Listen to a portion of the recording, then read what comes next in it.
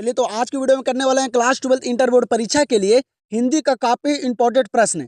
आज की इस वीडियो में करेंगे बाबू हिंदी का टोटल 50 ऑब्जेक्टिव प्रश्न जो काफी इंपॉर्टेंट होने वाला है और काफी लाभदायक होने वाला है आप लोग को बोर्ड एग्जाम से। तो आप लोग जो है ये 50 प्रश्न को जरूर देखेगा क्योंकि बाबू ये 50 प्रश्न जो है ना वह सारा इंपॉर्टेंट है, सारे बुक का निचोड़ ऑब्जेक्टिव बाबू, ठीक है। इसमें हिंदी व्याकरण नहीं है, सारे बाबू बुक का निचोड़ ऑब्जेक्टिव है। तो आप लोग ये 50 प्रश्न को देख लीजिए, इसमें से काफी सारे प्रश्न आप लोग को याद भी नहीं होगा, ठीक है। तो आप लोग सारे प्रश्न को देखिए और सारे प्रश्न को करते चलिए क्योंकि सारा प्रश्न आज के इस वीडियो में ना सारा इंपॉर्टेंट है, ठीक है। तो चलिए हम लोग करते हैं शुरू और करते हैं हिंदी का मोस्ट वीवीआई ऑब्जेक्टिव प्रश्न।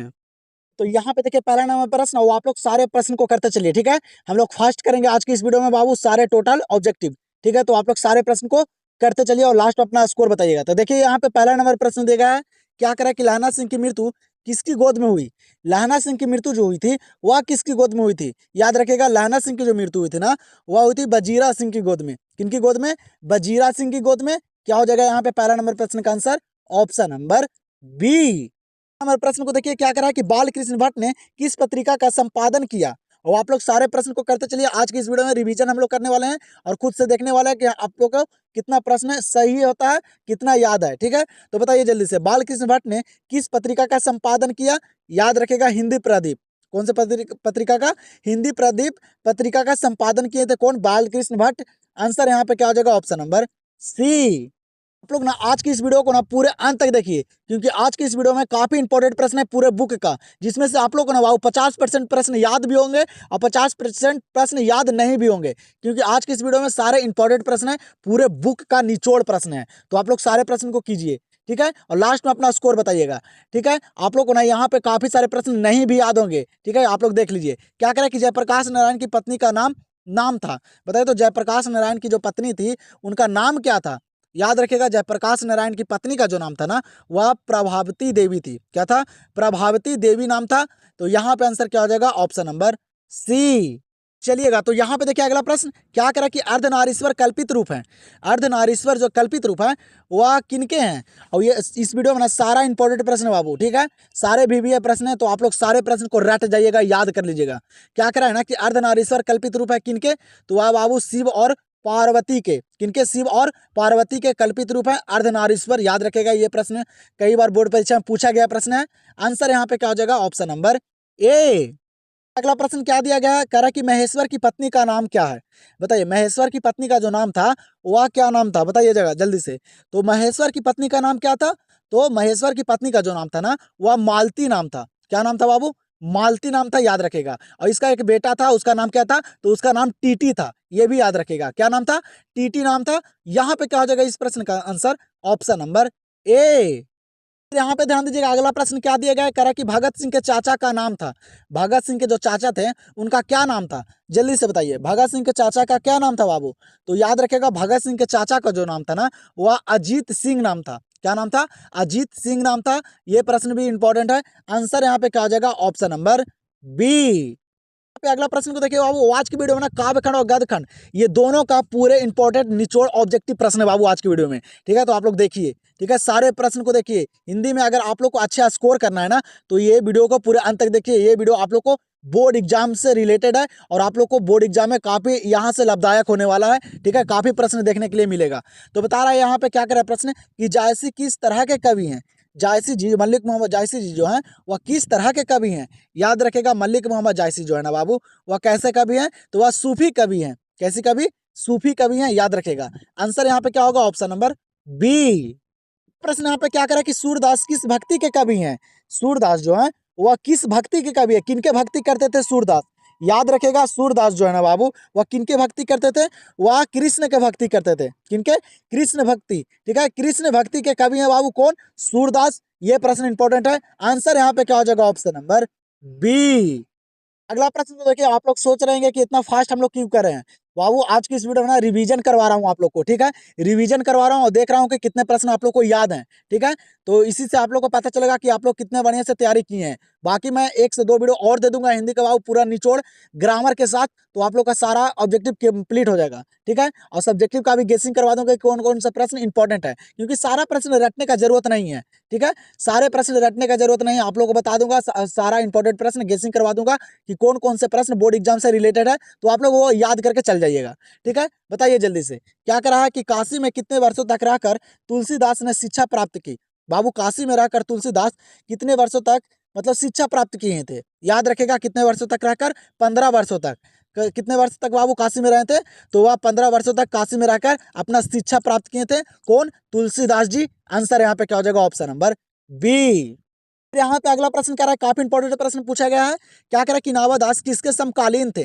नावादास जो है वह किसके समकालीन थे, बताइएगा जल्दी से कीजिए। यहाँ पे ऑप्शन देगा, सारे ऑप्शन को पढ़िए और सारे प्रश्न को करते चलिए, ठीक है। तो नावादास जो है बाबू वह किसके समकालीन थे? नावादास जो है ना बाबू वह थे तुलसीदास के समकालीन। किसके? तुलसीदास के समकालीन थे, याद रखेगा ये प्रश्न को। आंसर यहाँ पे क्या हो जाएगा? Option number C. ध्यान दीजिएगा, अगला प्रश्न पे क्या करा है, कह रहा है कि छपा कितनी पंक्तियों का छंद होता है। बाबू छपा कविता जो है ना वह कितनी पंक्तियों का छंद है, ये प्रश्न कर रहा है, बताइए जल्दी से। अब आज की इस वीडियो में ना पूरे बुक का निचोड़ ऑब्जेक्टिव बाबू, ठीक है। सारे लेवल का प्रश्न है, जिस तरह से बोर्ड एग्जाम में प्रश्न पूछे जा रहे हैं सारा प्रश्न है, ठीक है। आप लोग को देखता हूँ कि यहाँ पे आप लोग को कितने प्रश्न याद है, क्योंकि बाबू बुक का पूरे निचोड़ प्रश्न, पूरे गहराइयों का प्रश्न है। तो आप लोग को यहाँ पे अपना स्कोर बताना है कि कितना सही कर पाते हैं, इसीलिए मैं फास्ट करवा रहा हूँ। आप लोग जल्दी जल्दी से सारे प्रश्न को करते चलिए। बताइएगा छपा कितनी पंक्तियों का छंद होता है, तो वह बाबू 6 पंक्तियों का, कितने? 6 पंक्तियों का छंद होता है छपा। आंसर यहाँ पे क्या हो जाएगा? Option number C. प्रश्न को देखिए, यहाँ पे क्या करा कि निम्नलिखित में से कौन सी रचना भूषण की है। क्या करा कि यहाँ पे कौन सी रचना जो है वह भूषण की है। ऑप्शन को पढ़िए और इसमें से आंसर को निकालिए जल्दी से। इस तरह का प्रश्न है ना बाबू, आप लोग सारे ऑप्शन को पढ़िए अच्छे तरीके से, सारे प्रश्न को कीजिए। तो बताइएगा जल्दी से, निम्नलिखित में से कौन सी रचना भूषण की है। भूषण की रचना कौन सी है? वह है बाबू शिवराज भूषण। कौन सी रचना है? शिवराज भूषण जो है वह बाबू भूषण जी की रचना है, याद रखेगा। सारे प्रश्न को नहीं याद है उसको रटते चलिए, ठीक है। आंसर यहाँ पे क्या हो जाएगा? Option number D. यहाँ पे क्या करा कि जयप्रकाश नारायण को किसका दलाल कहा गया है। जयप्रकाश नारायण जी को बाबू किसका दलाल कहा गया है, ये प्रश्न करा है। तो याद रखिएगा, जयप्रकाश नारायण को बाबू जो दलाल कहा गया है ना वह अमेरिका का दलाल कहा गया है। किसका? अमेरिका का दलाल कहा गया है जयप्रकाश नारायण जी को। आंसर यहाँ पे हो जाएगा ऑप्शन नंबर डी। प्रश्न को देखिए, यहाँ पे एक प्रश्न दिया गया है। क्या करा है कि एक लेख और एक पत्र के रचनाकार कौन है। एक लेख और एक पत्र के जो रचनाकार हैं वह कौन है बाबू? काफी इंपॉर्टेंट प्रश्न है। वो आप लोग ना बाबू सारे आप लोग चैप्टर का नाम और उनके लेखक का नाम सारा याद कर लीजिएगा, क्योंकि बाबू 3 से 4 प्रश्न आप लोग को देखने के लिए मिलेगा बोर्ड एग्जाम में। तो सारे आप लोग अच्छे तरीके से याद कर लीजिएगा। तो एक लेख और एक पत्र के रचनाकार कौन है, तो वह है बाबू भगत सिंह। कौन है? भगत सिंह है, ये सारे बच्चों को पता होगा। आंसर यहाँ पे क्या हो जाएगा? Option number C. यहाँ पे ध्यान दीजिएगा, क्या करा कि मानक की माँ का नाम क्या है। मानक की माँ जो बाबू सिपाही की माँ थी उनका नाम क्या था, ये प्रश्न करा है, ठीक है। आप लोग कहानी को पढ़िएगा अच्छे तरीके से और सारे ऑब्जेक्टिव को करिएगा। तो बताइएगा जल्दी से, मानक की माँ जो बाबू सिपाही की माँ थी उनका नाम क्या था? उनका नाम था क्या? बिस्नी। क्या नाम था बाबू? बिस्नी नाम था सिपाही की माँ का। और पड़ोसन का क्या नाम था? कुंती। और उसके जो बहन थी सिपाही की उसका क्या नाम था? तो मुन्नी, ठीक है। याद रखेगा इस सारे प्रश्न को। लेकिन यहाँ पे इस प्रश्न का आंसर क्या हो जाएगा? Option number C. तो फिर यहाँ पे अगला प्रश्न को देखिए, क्या करें यहाँ पे अगला प्रश्न कि स्कूल के हेडमास्टर का क्या नाम था। स्कूल के जो हेडमास्टर थे उनका क्या नाम था बाबू, बताइएगा जल्दी से। ये आप लोग का जूठन कविता का है बाबू, तो बताइएगा जल्दी से, स्कूल के हेडमास्टर का क्या नाम था। स्कूल के जो हेडमास्टर था उसका क्या नाम था बाबू, तो वह कलीराम नाम था। क्या नाम था? कलीराम नाम था, याद रखेगा। आंसर यहाँ पे क्या हो जाएगा? Option number B. जो ओम प्रकाश वाल्मीकि जी को बाबू झाड़ू लगवाए थे स्कूल में, आप लोग पढ़े होंगे तो आप लोग को पता होगा। प्रश्न को देखिए, यहाँ पे क्या करें कि मल्ल्या का जन्म हुआ था। मल्ल्या का जन्म जो हुआ था ना वह कहाँ हुआ था, किस जगह पे हुआ था, नाम बताइए जल्दी से बताइए बाबू। मल्ल्या का जन्म कहाँ हुआ था, बताइए आप लोग जल्दी से। हम लोग इतना फास्ट कर रहे हैं कि हम लोग को कम समय में ना बाबू सारा ऑब्जेक्टिव कंप्लीट कर देना है, ठीक है।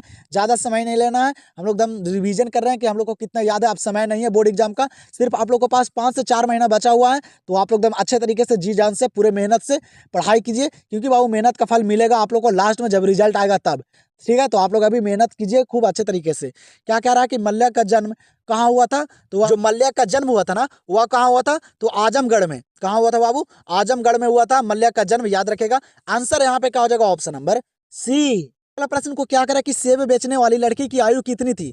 जो बाबू सेब बेचने वाली लड़की थी उसके जो उम्र थी, जो आयु थी, वह कितनी थी, बताइए जल्दी से कीजिए आप लोग सारे प्रश्न का आंसर।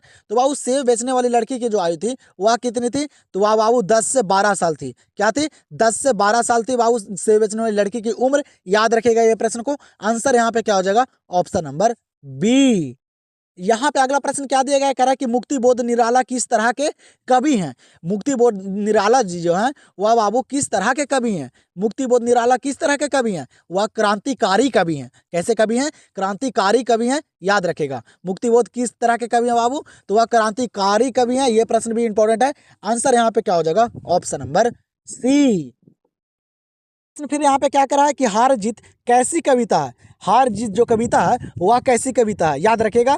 हार जीत कविता जो है ना बाबू वह कैसी कविता है, तो वह गद्य कविता है। कैसी कविता है, गद्य कविता है। याद रखेगा हार जीत कैसी कविता है, गद्य कविता है। आंसर यहाँ पे क्या होगा, ऑप्शन नंबर बी। यहाँ पे अगला प्रश्न को देखिए, यह प्रश्न काफी इंपॉर्टेंट प्रश्न है।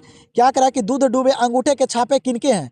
दूध डूबे अंगूठे के जो छापे हैं वह किनके हैं, यह प्रश्न कर रहा है। बताइए जल्दी से बताइए बाबू। ये भी बोर्ड एग्जाम में पूछा गया प्रश्न है, याद रखेगा।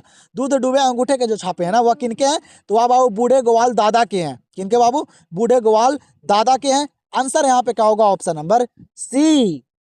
अभी तक इस चैनल को सब्सक्राइब नहीं किए तो चैनल से जल्दी से जुड़ जाइए, और वीडियो पसंद आएगा तो वीडियो को आप लोग लाइक करना नहीं भूलेगा। आप लोग को बाबू इसी तरह से बाबू सारा ऑब्जेक्टिव मैं कंप्लीट करवा दूंगा, सारे विषय का बाबू रिवीजन करवा दूंगा। एक भी प्रश्न बोर्ड एग्जाम में छूटना नहीं चाहिए, ठीक है। आप लोग एकदम पूरे में पूरे प्रश्न को एकदम सही करके आइए, अच्छे स्कोर कीजिए बोर्ड एग्जाम में, और अपना नाम गर्व से ऊंचा कीजिए, ठीक है। मैं आप लोग को यहाँ पे इतना बढ़िया से ऑब्जेक्टिव सारा करवा दूंगा, और ऑब्जेक्टिव का गेसिंग करवा दूंगा कि बोर्ड एग्जाम में आप लोग को एक भी दिक्कत या समस्या नहीं आने वाला है। तो आप लोग सिर्फ इस चैनल से जुड़े रहिए, सब्सक्राइब करके रखिए, और वीडियो आप लोग को पसंद आ रहा है तो वीडियो को आप लोग लाइक करके रखिए। क्या करें यहाँ पे अगला प्रश्न, कह रहा है कि उषा का जादू कब टूट जाता है। बताइए उषा का जादू जो टूटता है वह कब टूट जाता है। याद रखेगा उषा का जो जादू है ना बाबू वो कब टूटता है, तो वह सूर्योदय होने पर टूटता है। कब, सूर्योदय होने पर टूटता है बाबू उषा का जादू। ये प्रश्न इंपॉर्टेंट है। आंसर यहाँ पे क्या हो जाएगा, ऑप्शन नंबर ए। क्या करा कि जायसी थे। क्या करा प्रश्न, कि जायसी थे। मलिक मोहम्मद जायसी जो थे वह कैसे थे बाबू, क्या थे। याद रखेगा मलिक मोहम्मद जायसी जो थे ना बाबू वह फकीर थे। क्या थे, फकीर थे। याद रखेगा ये प्रश्न को। मलिक मोहम्मद जायसी कैसे थे, तो वह बाबू फकीर थे। आंसर यहाँ पे क्या हो जाएगा, ऑप्शन नंबर सी।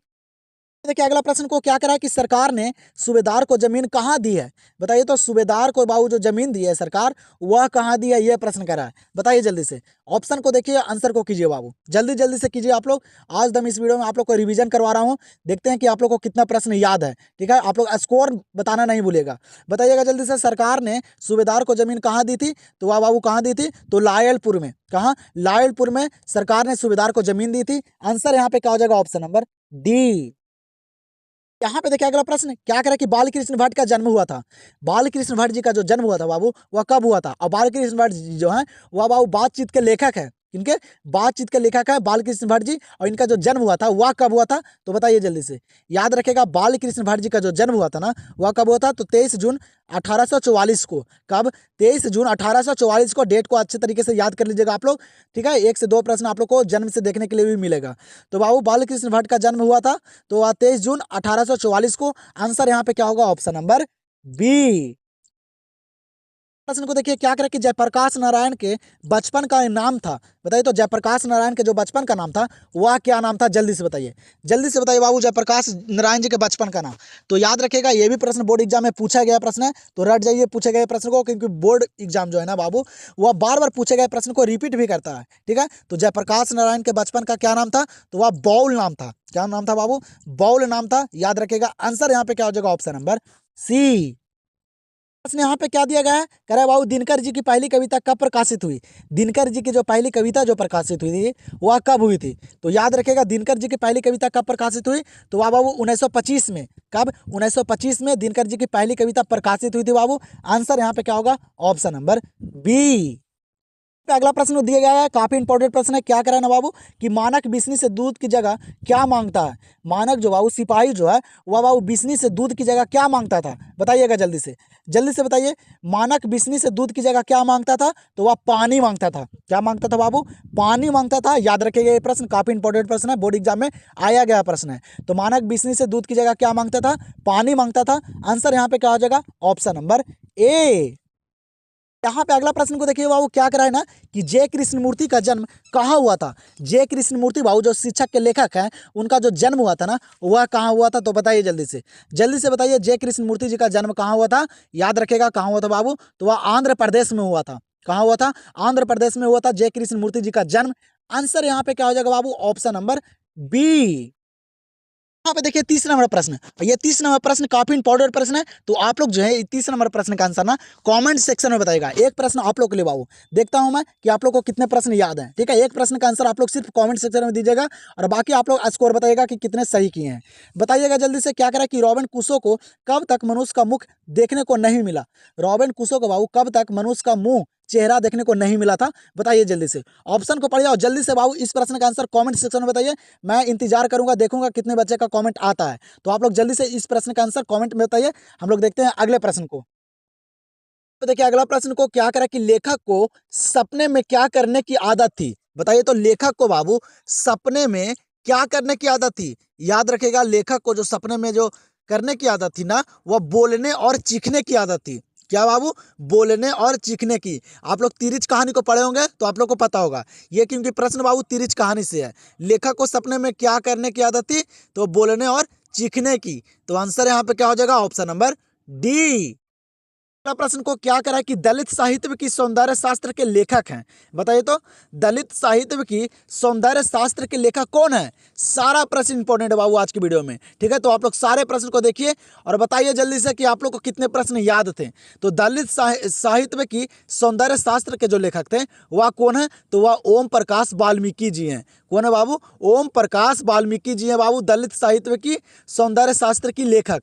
आंसर यहाँ पे क्या हो जाएगा, ऑप्शन नंबर सी। यहाँ पे देखिए अगला प्रश्न क्या करा कि अंग्रेज ठेकेदारों ने किस चीज की खेती का विस्तार किया, बताइए। तो अंग्रेज ठेकेदारों ने बाबू किस चीज की खेती के लिए विस्तार किया था, बताइएगा जल्दी से। याद रखेगा प्रश्न को। अंग्रेज ठेकेदार जो था ना बाबू, वह नील की खेती करवाता था। किस चीज की, नील की खेती के लिए वह विस्तार किया था, याद रखेगा। आंसर यहाँ पे क्या हो जाएगा, ऑप्शन नंबर बी। अगला प्रश्न क्या करा कि जायसी हिंदी साहित्य की किस काव्य धारा से जुड़े थे।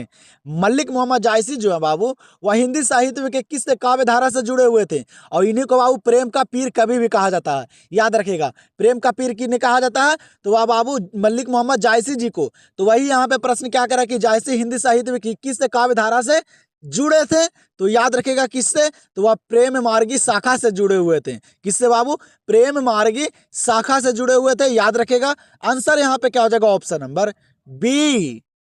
यहाँ पे क्या करें कि सूरदास किस भाषा के प्रसिद्ध कवि हैं। सूरदास जो है वह किस भाषा के प्रसिद्ध कवि हैं, बताइएगा जल्दी से।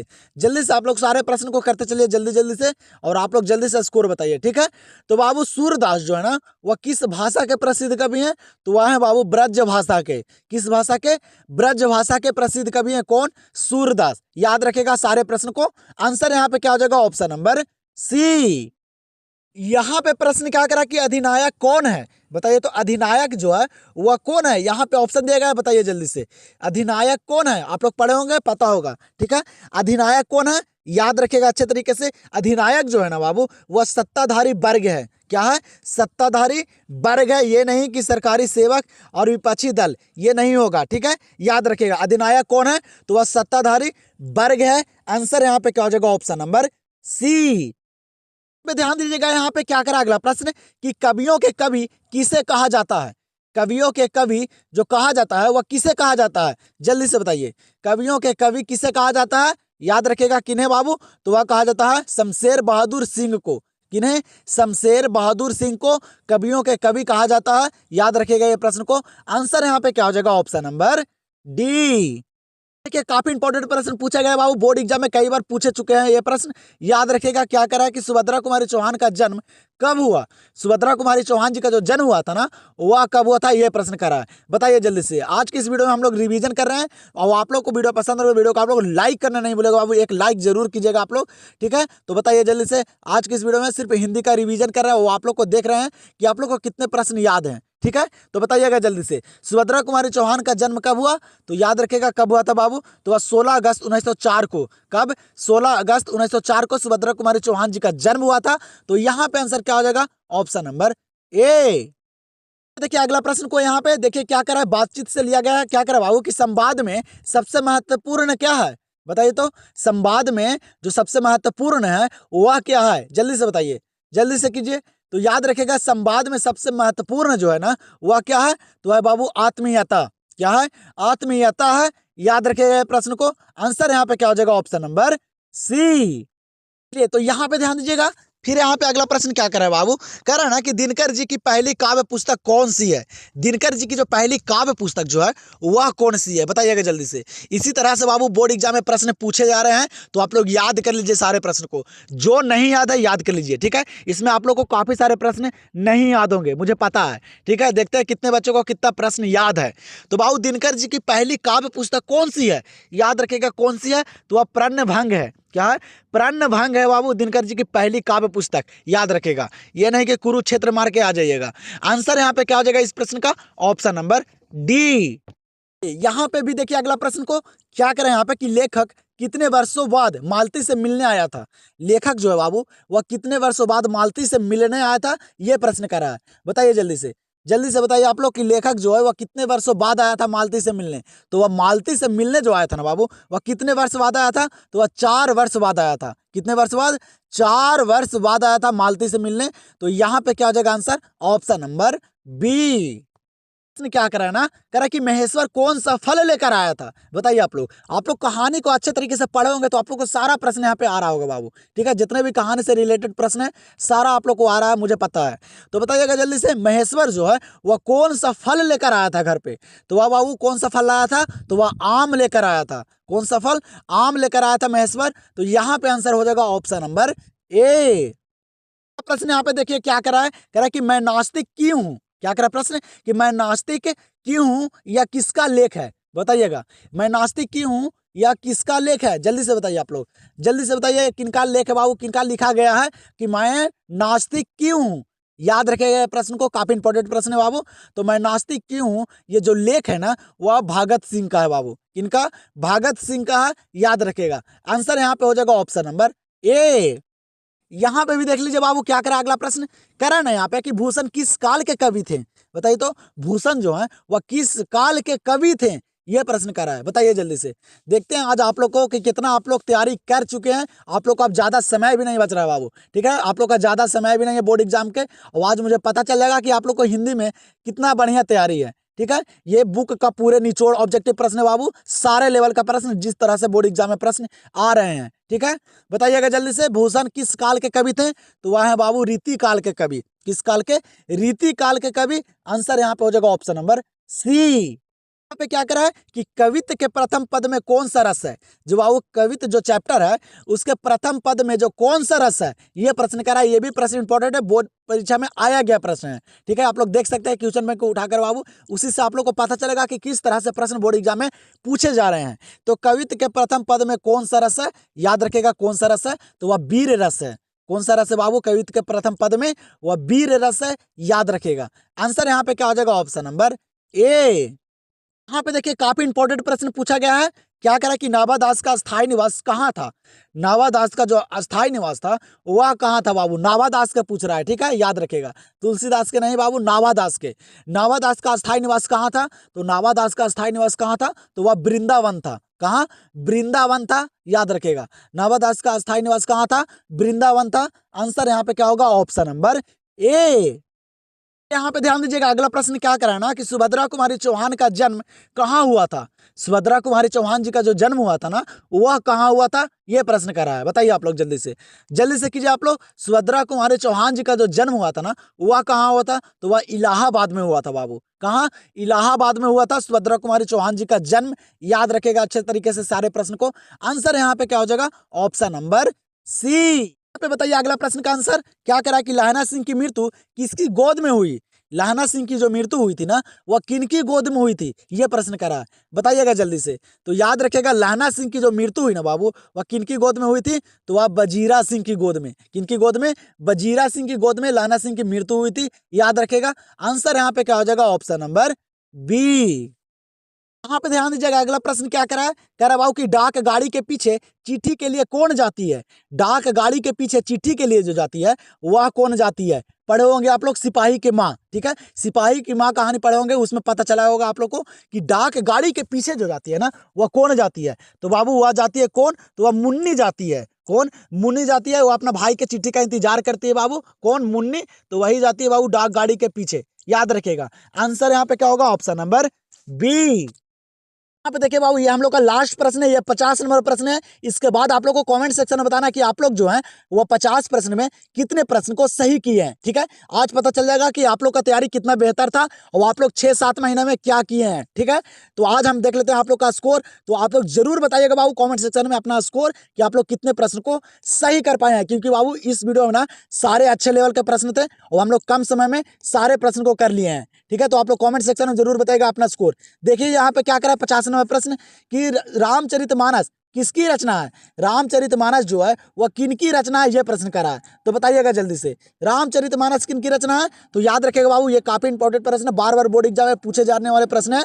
तो यह जो रामचरितमानस जो है ना, वह रचना है बाबू तुलसीदास जी का। किनकी, तुलसीदास जी का रचना है। तो यहाँ पे क्या हो जाएगा आंसर, ऑप्शन नंबर बी। अब आप लोग को बाबू इसी तरह से सारा विषय का रिवीजन भी मैं करवाऊंगा। ठीक है, अब सारा विषय का रिवीजन करवाऊंगा, देखूंगा आप लोग का टेस्ट लेकर कि आप लोग को कितने प्रश्न याद है, कितने बढ़िया से आप लोग तैयारी कर रहे हैं। ठीक है, तो हम लोग मिलते हैं अब नेक्स्ट वीडियो में। और आप लोग चैनल से नहीं जुड़े हैं तो चैनल को सब्सक्राइब कर लीजिए। वीडियो पसंद है तो वीडियो को आप लोग लाइक कर दीजिए और बताइए कमेंट सेक्शन में कि आप लोग को वीडियो कैसा लगा। और आप लोग को मैं सब्जेक्टिव का बाबू गेसिंग करवाऊंगा अगले वीडियो में। ठीक है, कि कौन कौन से प्रश्न इंपॉर्टेंट है, सारा रटने का जरूरत नहीं है। तो मिलते हैं हम लोग अगले वीडियो में।